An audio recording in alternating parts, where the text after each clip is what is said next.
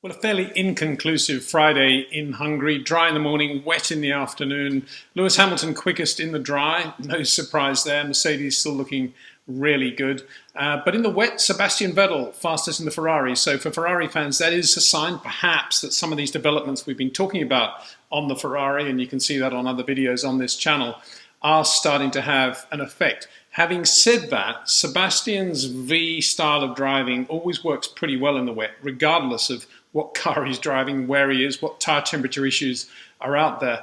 And I think we still need to look at what Charles Leclerc is doing to see whether or not Ferrari have made any sort of breakthrough. And he did not look good. The bad news is that he looked terrible in the car, actually. Flick oversteer everywhere, didn't seem to be able to get any temperature into the tyres. He's all over the place. So that was not good. But then Sebastian Vettel, as I say, definitely putting some light at the end of the Ferrari tunnel.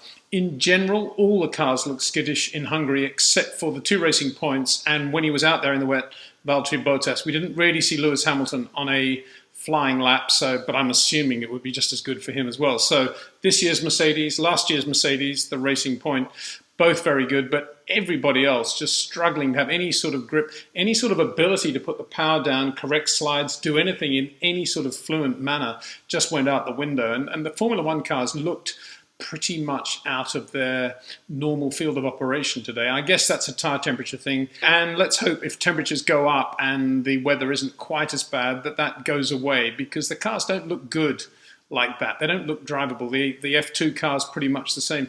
But F2, the pole went to Callum Ilott. Very good job he did in the wet from Luca Giotto, who of course is driving for the new high-tech Formula 2 team. More than anything though, today I think marks the passing of one of the great motor racing figures of all time, Ron Tauranac, the T of the Brabham BT nomenclature. He was an integral part of all of Jack Brabham's success once he was doing his own team from 62 onwards. And so courtesy of AP Archive, I've put a compilation, a very short compilation together of some of the great moments of the Brabham-Tauranac partnership, all focused around the first Grand Prix win, which was 64 French Grand Prix, up to the 66 and 67 World Championship wins for Jack Brabham, and then Jack's teammate at Brabham, Denny Hulme. Enjoy, and here's to Ron Tauranac. Thanks, Ron, for all you did.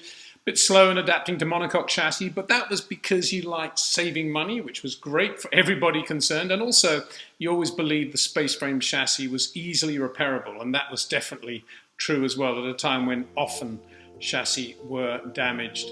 And so Ron Tauranac, one of the great figures, here you go. Dan Gurney so nearly won the 64 Belgian Grand Prix at Spa, but he made up for the last lap disappointment there by winning the French Grand Prix at Rouen 2 weeks later. On this occasion, he benefited from the retirement of Jim Clark, but no one decried Dan's victory. Just under 2 years after starting their new Formula One team, Jack Brabham and Ron Tauranac had won their first race, and to cap it all, Jack finished third on the road to make it a 1-3 for Brabham at Rouen 64.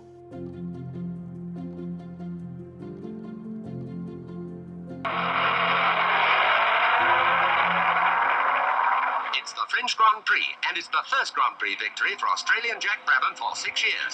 It's also the first time that a driver has ever won a world title event in a car of his own construction. He was driving a Repco Brabham, number 12.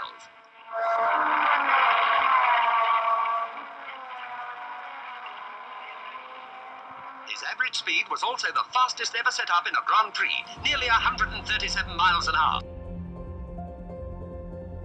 Opposition leader Ted Heath seems interested. Perhaps he wants to give one to Harold. Jim Clark was there, Lotus Climax.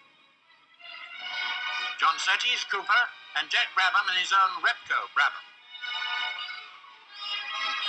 It's the British Grand Prix, the fourth event in the championship.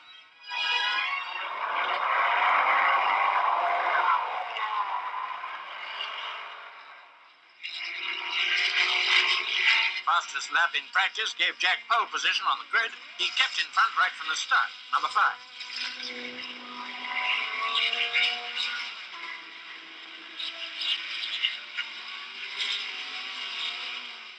11 is Austrian Jochen Rindt in a Cooper. Gambling on rain, Cooper's fitted wet weather tyres. Their other works driver was Surtees. Brabham fitted tyres for dry weather, hoping his gamble would come off. Number 1, world champion Jim Clark. 4, Jackie Stewart, back racing again after his crash at Spa. Brabham still leading and the track drying up, so his gamble comes off.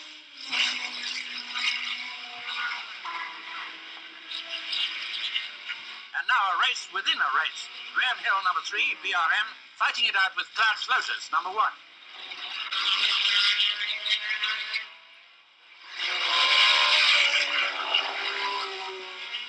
Both passed Surtees and Rent, but they hadn't reckoned on Dennis Hume in number 6, like the leader driving a Repco Brabham. Hume, making a supreme effort, beat Hill and took second place.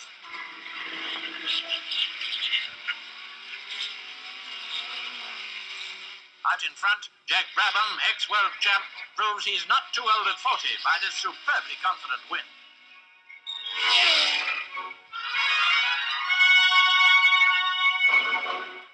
Jack Brabham rated his win in the wet at the Nurburgring as his finest victory as a driver. He dominated the day, underlining the hallmark of the Brabham-Toranak race cars. They were fast, drivable, practical, and very, very adaptable.